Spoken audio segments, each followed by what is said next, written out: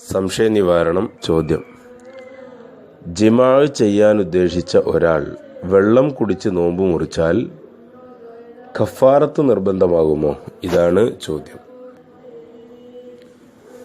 ചോദ്യത്തിൻ്റെ ഉദ്ദേശ്യം, പരിശുദ്ധ റമളാൻ മാസത്തിലെ നോമ്പ് ഒരാൾ ആ സമയത്ത് സംയോഗം ചെയ്തുകൊണ്ട് ആ നോമ്പ് മുറിച്ചാൽ അവിടെ കഫാറത്ത് നിർബന്ധമാണ് എന്ന് എല്ലാ ഫിഖ്ഹിന്റെ കിതാബിലും പറഞ്ഞിട്ടുണ്ട്.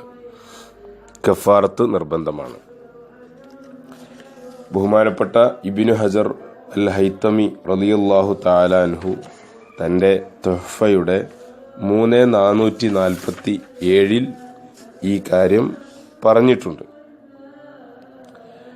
പക്ഷെ ഈ കഫാറത്ത് നിർബന്ധമാകുന്നത് പരിശുദ്ധ റമളാൻ നോമ്പ് ബാത്തിലാക്കിയാലാണ്.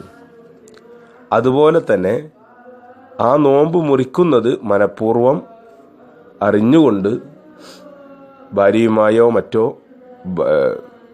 ബന്ധത്തിൽ സംയോഗത്തിൽ ഏർപ്പെടുമ്പോഴാണ് ഇങ്ങനെ ഒരു കഫാറത്ത് നിർബന്ധമാകുന്നത്.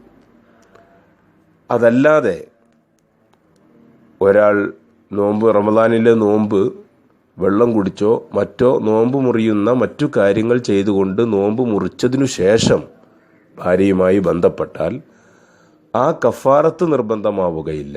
നോമ്പ് മുറിച്ചതിന് കുറ്റക്കാരനാകുമെങ്കിലും നോമ്പ് ബാത്തിലാകുമെങ്കിലും ആ കഫാറത്ത് പ്രായശ്ചിത്തം, അതായത് സംയോഗം ചെയ്തുകൊണ്ട് നോമ്പ് മുറിച്ച ആ പ്രായശ്ചിത്തം അതിനുണ്ടാവുകയില്ല എന്ന് പ്രസ്തുത പേജിൽ തുഹ്ഫ 3447 തന്നെ ബഹുമാനപ്പെട്ട ഇബ്നു ഹജർ ഹൈതമി തങ്ങൾ വ്യക്തമാക്കിയിട്ടുണ്ട്.